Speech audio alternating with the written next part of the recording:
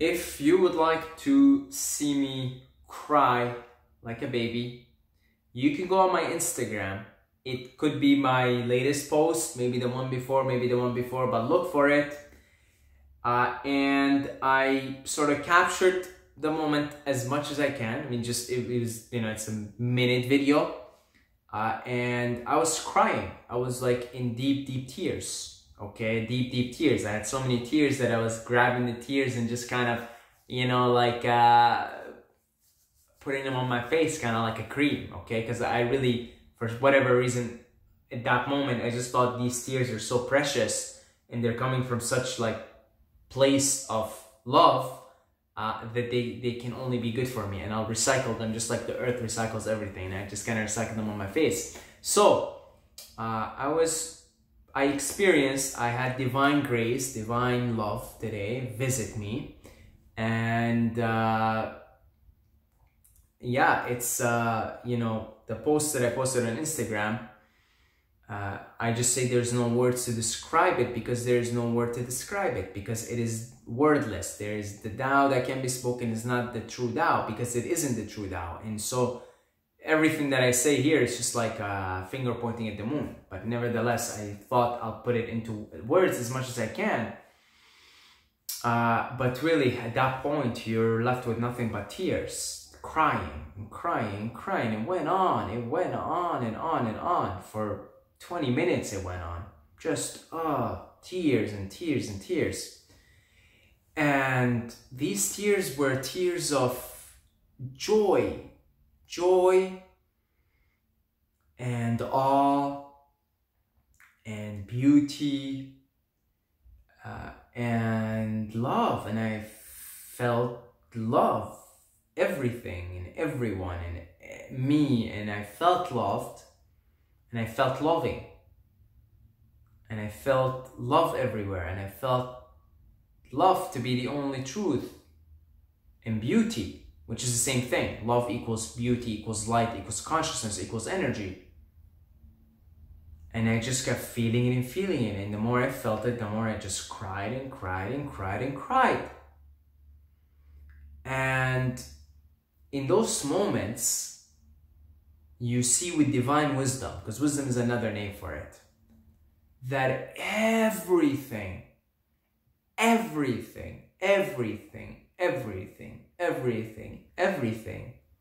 that has ever happened, that is happening, that will ever happen, is all happening for the common good of all. Because it can't be any other way.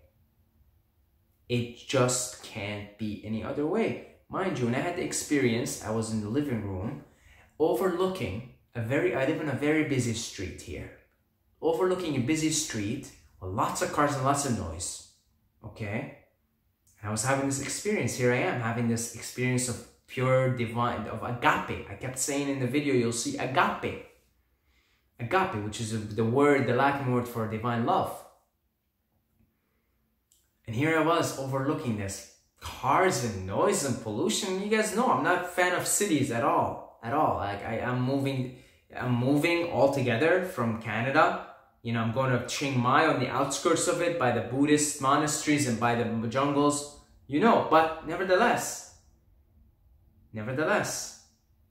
I could see in that moment that everything that has ever happened or ever will happen or is happening is for the common good of all.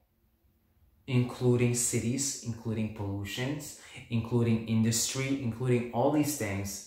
There is a divine plan by the divine itself, because it is all the divine playing with itself, that is pulling all of its parts to the common good of itself. So for whatever reason, all this pollution, all these ecological disasters that are about to take place, everything, the whole thing, possibly the extinction of human species as a result, it's all for the common good. It's just for the common good. You don't know what the common good is, but it's all happening for the common good. This is like this. There's a story And I don't know exactly the details, so I'm gonna make them up on the spot. But the story goes something like this. There is this sage living somewhere, and he's got a farm, and he's got a son, and just lives a life, country type life. And one day, they come to his land, and it's nice and beautiful, and everything is blooming, and his neighbors say, hey, look at your farm. It's nice, it's blooming, you've got lots of life going on. It's a good thing. He looks at them and says, you never know. You never know. And then next thing you know, next day, his son falls off a horse and breaks his leg. So his neighbors come to him and they say, must be terrible. We feel sorry for you and your son. And oh, he broke his legs. Must be terrible. Looks at them, the sage, right? Self-realized being, says, you never know. You never know. Then, next day, the military comes by and they're doing conscription for their, taking soldiers. So they're taking every able man, every young and able man. Well, guess what? His son's crippled. Broke his legs. Can't go to war. Sorry, baby, can't go to war. So then his neighbors come and say, wow, look at you. Your son didn't go to war. He didn't get conscripted. Must be a good thing. He broke his legs. It all happened for a good thing. Now, of course, this is just supposed to say, of course, I told you everything happens for a good reason. And he broke his legs for a good reason. But guess what? He says, you never know. You never know. You never know. Okay, you never know. What if all of this, what if the mass extinction of species, the extinction of humanity, all of it is happening for a good thing? You never know. You never know. But the thing is, it is all happening for the common good of all. And you can't possibly, with your little weenie human rational mind, even comprehend what that common good is. You would need an instrument. You would either need to go beyond, like the yogis do, okay? Go so deep that you become God, you become the Godhead, which you could do as a human being, or you would just need to take on a different spacesuit altogether that is much suited for higher understanding and comprehension, which the human is capable of. But you've got to basically become a master meditator. You've got to become a master yogi to go into the Godhead, okay? So, but other than that, for your weenie little rational mind is not gonna know that, but it is all happening for the common good, and it's just cosmic love. It loves itself. It is one. One. I kept pointing my finger like this at, one. It is all one. It is all one. So it loves itself. It's a benevolent consciousness that loves itself. And so it can only perceive and program something that is leading to the highest good of all, which is the highest good of itself. Okay? And all this sort of comes to you intuitively in those moments. Intuition. Intuition at that. Pure intuition, pure intuitive knowledge. This is knowledge. Okay? Plato talked about knowledge, and he said, look, there's two types of knowledge. There's knowledge and there's opinion. And he said that opinion is just, you form it based on a program. You're programmed. It is my opinion that Messi is better than Ronaldo, or it is my opinion that Ronaldo is better than Messi. That is an opinion. Okay? And that's based on programming. Perhaps you think that players who dribble are better, or players who head the ball are better based on your own programming, because maybe you grew up heading the ball more or dribbling the ball more. Like, I think Messi is better because I grew up a dribbler. I love dribbling. I'm a dribbler. When I play soccer, I'm a dribbler. I have the same height as Messi. I play the same style. I think Messi is the best. But it's just based on my own particular programming. Okay? That's just an opinion. But then there's what Plato said, knowledge. And he said that knowledge, the source of knowledge is the good. He called it the good. Isn't that amazing? Plato was a self-realized being. Make no mistake about it. Or at least very, very close. Because he called the source the good. He called it the good. And he said that's where you get knowledge from, the good. Einstein he said that all my highest moments I got from intuitive knowledge. It was Einstein that said imagination is more important than knowledge. Because to him, real knowledge is intuition. He talked about intuition so often. He said, my highest moment, my highest knowledge that I give humanity came to me in moments of contemplation, in moments of pure, I know, intuitively. Even Einstein said that. And that's what I'm talking about. These are the moments when you experience this divine love, agape, when you experience this infinite wisdom, divine wisdom, and it leaves you with tears and tears and tears, and it leaves you with knowledge, intuitive knowledge from the source, which is the good. And that knowledge, I'm telling you right now, everything happens for the common good of all. Because luckily, consciousness is benevolent. If consciousness was benevolent, everything would be happening it leads to disaster. Everything is leading to the darkness, but it isn't. It isn't, folks. But the thing is, you've got to stop being a human for a second here. It's not what you think good as a human being. Okay? Because what you think good as a human being is the flourishing of the human species. Well, what if the extinction of the human species was part of the common good? You never know. You never know. And all you could do in those moments is just know, cry, feel the love, feel the infinite compassion, the infinite wisdom. Feel yourself as God, as pure energy, pure light, pure awareness, pure compassion. And watch on the drama unfold. Am I gonna come here to you and pretend like I'm a big fan of cities or what we're doing to the planet is good, or all this noise and pollution is by any means good? No, I'm gonna do my human thing and I'm gonna fight against it and I'm gonna do my thing here and I'm gonna spread awareness of what I think is right as a human being. And that too is part of the common good. You see, that too. It's all part of the common good at the end of the day. So it's not like I forgot about my human thing or doing my human duty, my dharma, they call it, right? I'm still doing my human thing. I'm still moving with the tide. I don't want to be in a city and pollution and noise and all that shit. I think most humans are pathetic. Okay, most humans are pathetic in the way they behave themselves. I think humanity right now is a pathetic species in the way it's behaving itself. But I know no matter what the outcome is, no matter what the behavior is, no matter if Kim, the guy in North Korea, hits the button and it's a nuclear war, I know that it's all happening for the common good of all.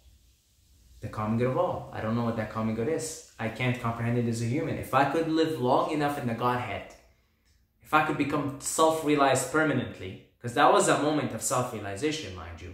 That was a moment of enlightenment, Buddhahood. But if I could be there permanently, I could probably know, because I would be able to read into the future. I would be able to see the whole game, because the whole game is designed, it's already simulated, it's done. It's done. I'll give you the ending right now. I'll give you spoiler, okay? So spoiler alert. The ending, everybody goes back to the source again. You cease to exist as an ego. The I thought ceases. Your identity, all of it, you just become pure energy. Just give you the ending, just ruined it. I know. Once you get to the ending, then it's like, that's it. It's like you just either, what are you gonna do? You're gonna walk out of the movie, or you're gonna sit there and watch it anyway? Well, you can't have no choice. Just sit down and watch it anyway. That's what I'm doing here. I'm watching it now. Just why I'm the observer. I'm the Atman. I'm the Brahmin observing this drama that I created, this whole thing, just unfold.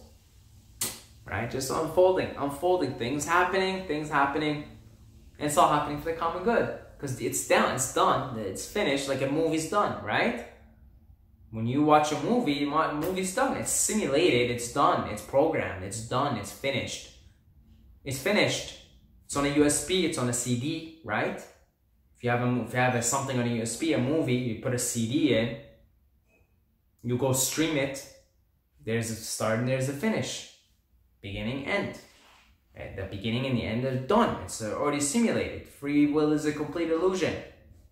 It's an experience. You have the experience of free will. But as far as what happens, it's already happened. It's already done. And it's okay, baby. You don't have to worry. You're gonna die, this is gonna happen, that's gonna happen, disasters. It's okay, it's all happening for the common good.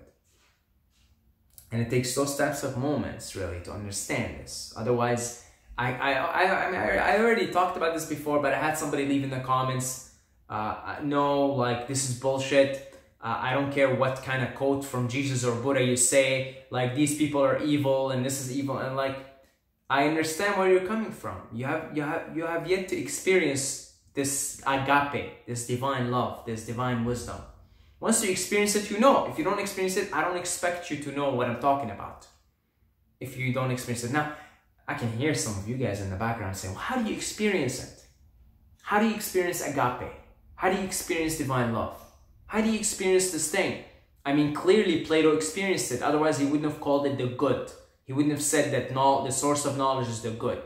Clearly, and here you are, Saeed, describing it also in your own independent account of it as the good, the common good. And I think I heard Leo from actualize.org describe it that way also. Yes, I did. He also described it as the good. So it seems that when people experience this, they report, they say there is the good, this love, whatever you want to call it. And they refer to it as the good. So then what's going on? What's up with that? How do you experience that? I mean, really, did you just drop 5 grams of mushrooms, Saeed?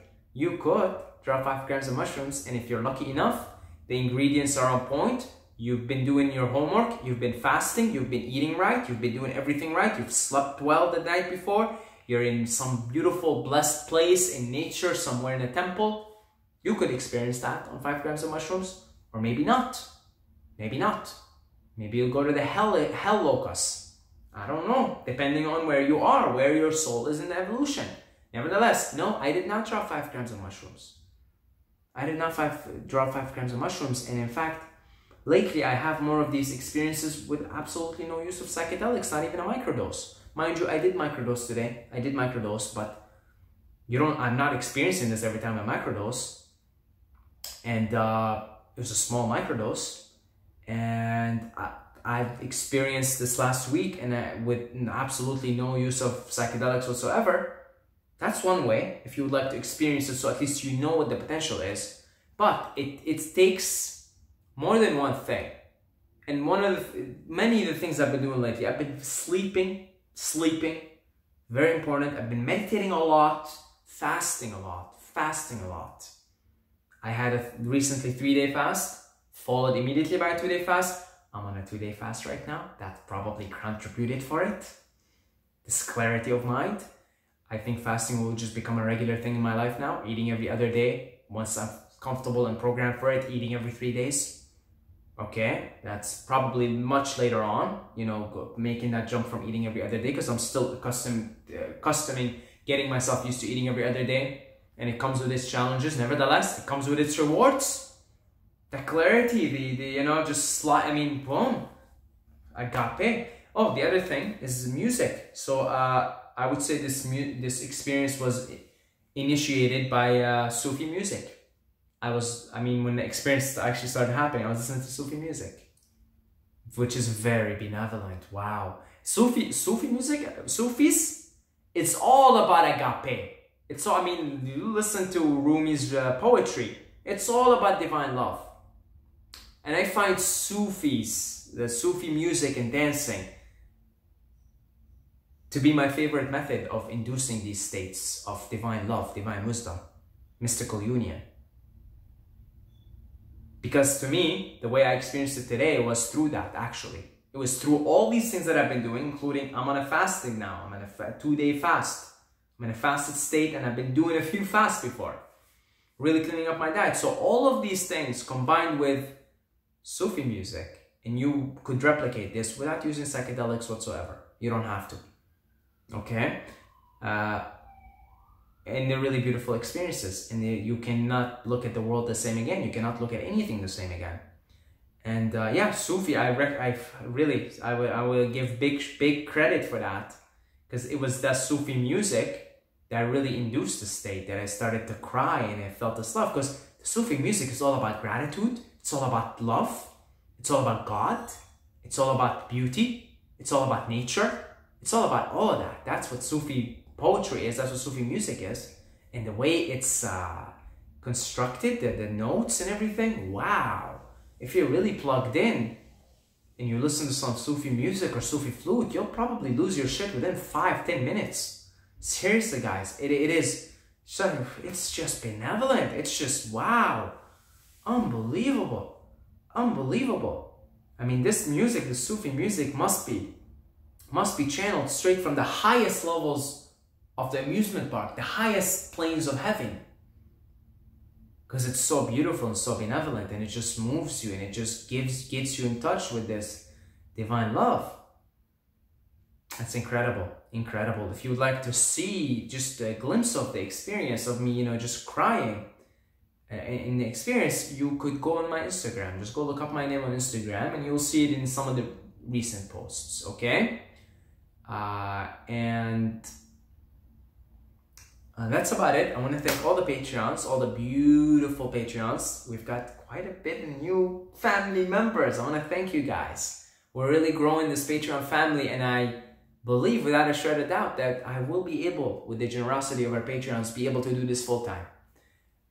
It's looking like that with all the new Patreons. And if you'd like to pledge with as little as $2 a month, just to show your appreciation, it won't put any strain on your wallet, like $2 a month, right? Come on. Come on. If you would like to support your favorite content creator, okay, one of your favorite content creators, it would mean the world to me, because eventually I'd be able to do this full time. And that would really make me very, very, very, very, very, very, very, very, very happy. I'm already very, very happy. Thank God. With the divine grace of God today, I'm able to experience these experiences. It would make me a tiny bit more happier if I could do this full time. And so if you could pledge your support on Patreon with anything, really, I would appreciate it. Thank you very much to all the old folks, old Patreons, the new Patreon members. You're all family, and all the upcoming ones. And there's a lot of you guys that are gonna come on board too. So thank you guys, I appreciate it.